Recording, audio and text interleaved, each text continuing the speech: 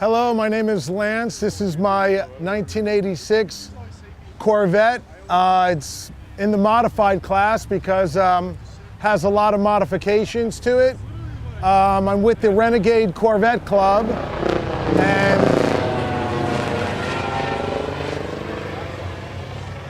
that was a helicopter. And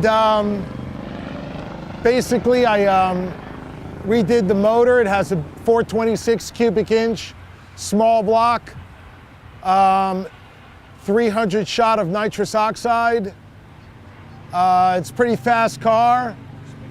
Occasionally I do race it. I'm with the Renegade Corvette Car Club, and we have quite a few members. In today's show, we have about 19 or 20 cars here from our club, and we're hoping to win some trophies, and a lot of our cars are looking real good here, and I'm happy to be with the club and sponsor the club. In 1986, when I bought the car, I drove it around like a regular Corvette for quite a few years, and it got to the point where it was looking a little old, a little dingy, and one of my friends said to me, "Let's go to a Corvette show." And I said, "I'm not really interested," but he dragged me along, and I saw a lot of years of my Corvette, and I started to get more of an appreciation for how those cars looked, and that's when I started doing all these modifications to my car. I first started doing basic work like chrome, some interior work, polishing some stuff myself, making it shiny. And then I got more into the engine and more detailed into the interior. And it was basically a growing over the past 10, 12 years of investing money and rebuilding the engine and modifying it and doing all kinds of different things to it to not only compete in quarter-mile racing, but also to enter in car shows and try to do well. These are my nitrous oxide tanks.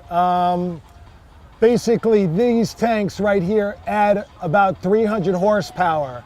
It's a single stage, so when I just push down on the button, I get 300 more horsepower immediately. I can't really use this kind of power in first and second gear because I would get no traction. Usually, I use this in third gear at a higher speed. And normally when I would use this is if I'm racing a ZR1 or a Viper Corvette, a Viper or another Corvette that's modified. With the nitrous and the way it's set up, the car has 786 horsepower. So I win some and I lose some. So there's always a faster car out there, but this one does pretty good. Sitting at a red light, and it was a young kid driving, and he said, rolled down his window and he said, "Is your car fast?" I said, "I don't know, is yours fast?" He said, "Yeah." And the light turned green, and let me tell you, his car was pretty fast. He took off. He was about a car in front of me, but then by the time I hit second gear, he was already behind me. But, you know, you get it all the time, but you have to be careful not to be racing on the street. This is the interior of my vehicle. I have a custom wood dash. The steering wheel that I have in this is made by Billet Specialties. It matches my rims, so it gives a really unique look. Everything else, the dash and the cluster, everything is still, that's the original from 1986, even though I had the cluster redone. And the seats are saddle with black sides, that's custom. And it has a 4+3 transmission, which was common for this year car, but it's been modified to handle the additional horsepower. And that's about it with the interior. This is a painting I had done. I was in Egypt about a year ago and I took a picture of the pyramids. And my wife asked me, which picture you like best? And I said, I like that picture. So as a surprise, we took this trunk lid off and brought it over, and the guy painted the pyramids on my lid of my my gas lid. And I thought it looks pretty nice, and I kind of like it, even though maybe it doesn't have much to do with the theme of the car, but I thought it came out pretty good. The engine is a 426 cubic inch small block, which I pretty much had the rotating assembly put in by a machine shop, and I did the rest of the work myself.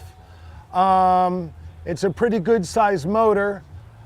Puts out, just the motor itself puts out about 543 horsepower. It's a fully forged assembly, forged rods, everything's forged. The motor itself can handle about 1,000 horsepower. It's fuel injected with a mini ram type setup. Linkfelder 52 millimeter throttle body. It's got air conditioning still in the car, so you know it's still a very streetable car, but very good at the racetrack still.